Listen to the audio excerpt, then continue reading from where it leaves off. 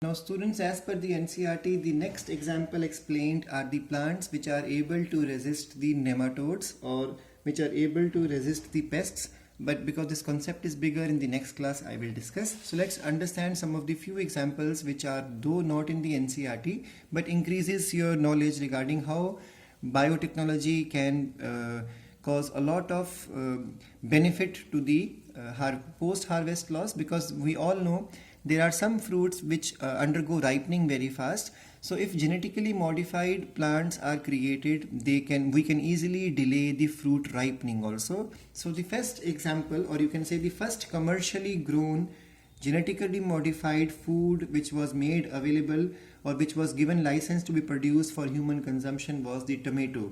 And this tomato was able to stay fresh for a very long time because its ripening was slowed down with the help of blocking of the expression of the gene, and that gene was responsible for production of polygalacturonase. Now this enzyme is required for breakdown of middle lamella. We all know when the middle lamella breaks down, or pectinase breaks down, the pectinase enzyme, when pectin breaks down, the cell wall starts undergoing breaking, and once the cell wall starts degradation, we all know the fruit would be of no more good quality to be consumed. So the scientists, what they did, they caused a mutation into the gene, and this gene causes no more ripening or fast ripening or over ripening of the tomatoes. So tomatoes remained fresh for a long time, and that variety of the tomato, genetically modified variety, is called as Flavor Sarv. This is the name of that tomato, and remember, it is the first commercially grown genetically modified food which was given license for human consumption. In the same manner, we all know about the golden rice. The golden rice is also an example of biofortified rice. Now the ninth chapter has been removed from your syllabus, otherwise there was a definition of biofortification there. What is biofortification?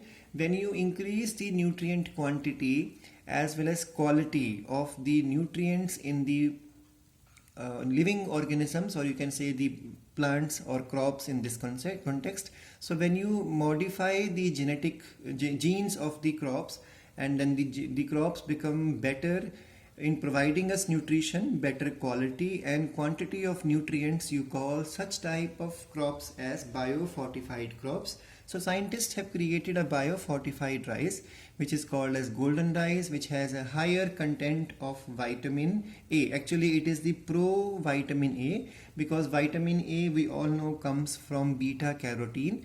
When beta carotene breaks down, it gives rises to two vitamin A molecules. So the scientists, what they did, they added the gene of production of beta carotene into this rice, and then rice became the golden rice.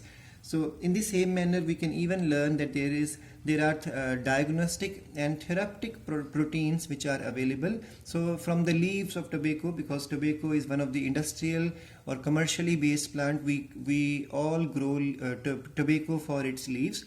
So if the leaves of the tobacco plant could be used for genetically modified proteins for diagnosis and therapies, like for example, obtaining the proteins required for clot formation, because there are so many people in this population of the world where they are deficient in the clot forming factors.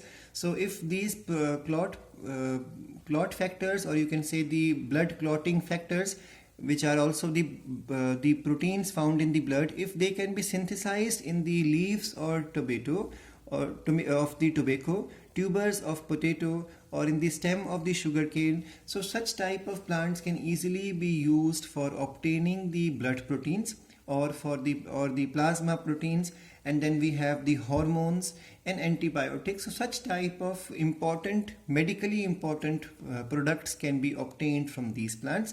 So such are the modified crops. So these modified crops can be used to prepare such products for us. In the same manner, there is a term in biotechnology today which is called as molecular farming.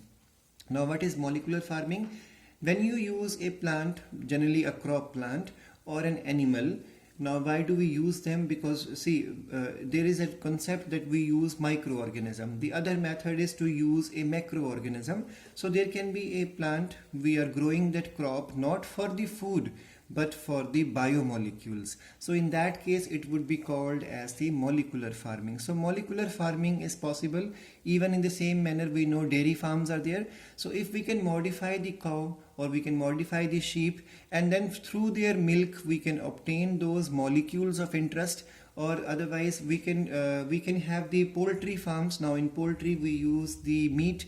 So if we can modify the poultry birds, then from their meat we can obtain those products, or from their blood we can obtain those products. So these are the methods which are called as molecular farming. So the crop plants or animals, they are better, they are the cheap bioreactors, and the good thing is they are living bioreactors, because those concepts of bioreactor, if you remember that stirring tank type of reactor, there are many complexities or disadvantages.